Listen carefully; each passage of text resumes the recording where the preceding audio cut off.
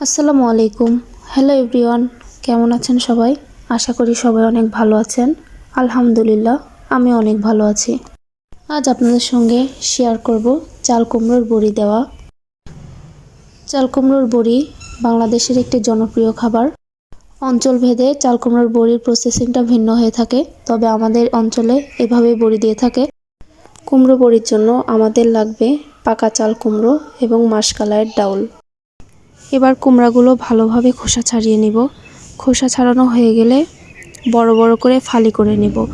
কুমড়া একটু বড় ফালি করে নিলে এটা কোরানোর সময় অনেক সুবিধা হয়।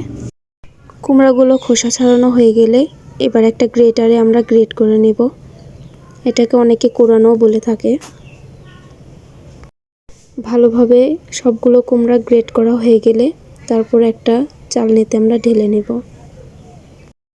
কুমড়াগুলো ধোয়ার সময় একটা জিনিস লক্ষ্য রাখতে হবে, খুব ভালোভাবে অনেক বেশি পানি দিয়ে কুমড়া ধুতে হবে, কারণ কুমড়া অল্প ধোয়া হলে কুমড়া বড়ি দেওয়ার সময় বা দেওয়ার পরে অনেক টক হয় বড়ি। কুমড়া বড়িতে এই টক ভাব যেন না থাকে, এর জন্য আমরা ভালোভাবে কুমড়াগুলো ধুয়ে নিব। কুমড়াগুলো ভালোভাবে ধোয়া হয়ে গেলে তারপর ভালোভাবে পানি ঝরিয়ে নেব কুমড়া থেকে। এরপর আমরা মাসকলাইয়ের ডাউল নিয়ে নিব।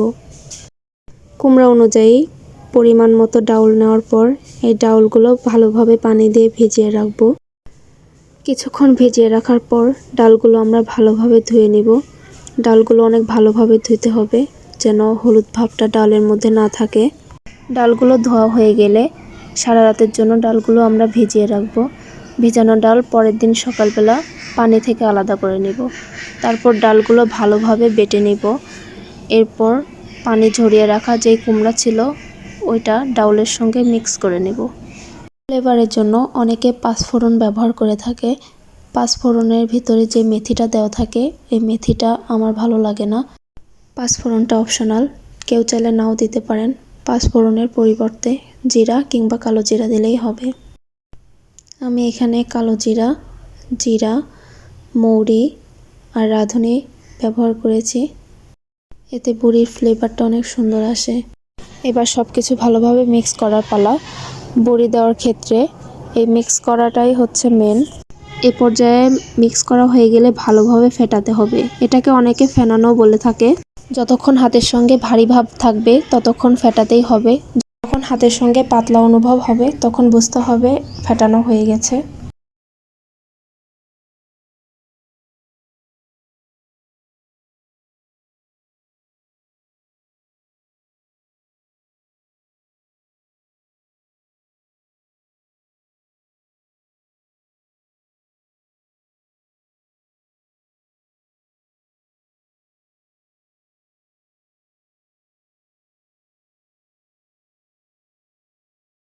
এখন বড়ি বসানোর পালা। এভাবেই একে একে সবগুলো বড়ি বসিয়ে নিব। সবগুলো বড়ি বসানো হয়ে গেলে তারপর আমরা 4-5 দিন রোদে ভালোভাবে শুকিয়ে নেব।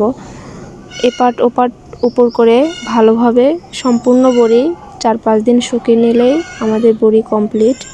ফার্স্ট বড়ির ক্ষেত্রে আমি যে শুকনো মরিচটা ব্যবহার করেছি এটা অপশনাল, চাইলে না দিলেও হবে। দাদি নানিদের মুখে শুনেছি বড়িতে নাকি খারাপ ছায়া লাগে, এর জন্য নাকি এই শুকনো মরিচটা ব্যবহার করা হয়ে থাকে। বড়ি দেওয়ার শেষ পর্যায়ে যে অবশিষ্ট অংশটুকু থাকে ওইটুকু আমি ছোট ছোট করে এইভাবে বড়ি দিয়ে থাকি। এটা আমার অনেক বেশি ভালো লাগে। ভিডিওগুলো ভালো লাগলে সবাই লাইক কমেন্ট করবেন।